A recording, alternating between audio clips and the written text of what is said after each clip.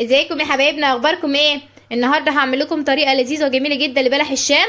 خليكم معايا ونشوف المقادير مع بعض. هعمل لكم بطريقه جديده ومتميزه، خليكم معايا. نقول المقادير يا حبايبنا. عندي كوبايتين من الدقيق، وعندي 3 معالق لبن بودر، وعندي ربع كوبايه زيت، ومعلقه سمنه كبيره، وعندي معلقتين من النشا، و3 معالق من دقيق البسبوسه اللي هو السميد، وعندي معلقه سكر كبيره، وعندي ربع معلقه ملح. نشوف دلوقتي طريقه التحضير ازاي. في حله على النار يا حبايبي حطيت 3 كوبايات من الميه، سبتهم يغلوا بالشكل والجمال ده. هبتدي اضيف الدقيق بالشكل ده. ضفت الدقيق بالشكل ده. احط النشا ودقيق السميد ولبن البودره والسمنه، واستمر في التقليب بالشكل ده. انا مهديه النار خالص يا جماعه. ورجعنا تاني يا حبايبنا. قلبتها، هي عايزه قوه شويه. بقت بالشكل والجمال ده.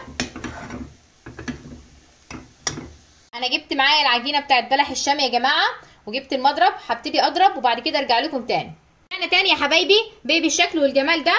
انا دلوقتي عندي 3 حبات من البيض، وعندي ربع فنجان خل، وعندي معلقه كبيره بيكنج باودر، ومعلقه سكر. خليكم معايا. هبتدي يا حبايبي اضيف بيضه كده معايا، وابتدي اضرب تاني.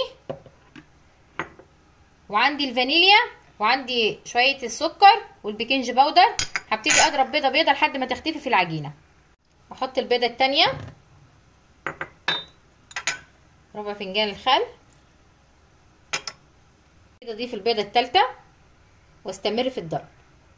ورجعنا تاني يا حبايبنا مع بعض. بقى بالشكل والجمال ده. بعد ما ضربته كويس جدا في المضرب، جبت عندي كيس الحلواني هنا، وهبتدي بقى عشان اقطع. انا حطيت في كيس الحلواني حطيت شويه من الزيت عشان العجينه تتقطع معايا بسرعه. الشكل النهائي يا حبايبنا لبلح الشام النهارده.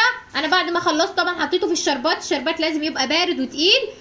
الشربات عباره عن كوبايتين سكر وكوبايه ميه، وبعد كده بيبقى بالجمال والحلاوه دي معايا. لازم تجربوا الطريقه دي، ان شاء الله تعجبكم. وما تنسوش الاشتراك في القناه عشان صفحتي تكبر بيكم وليكم. صوما مقبولا افطارا شهيا. باي باي.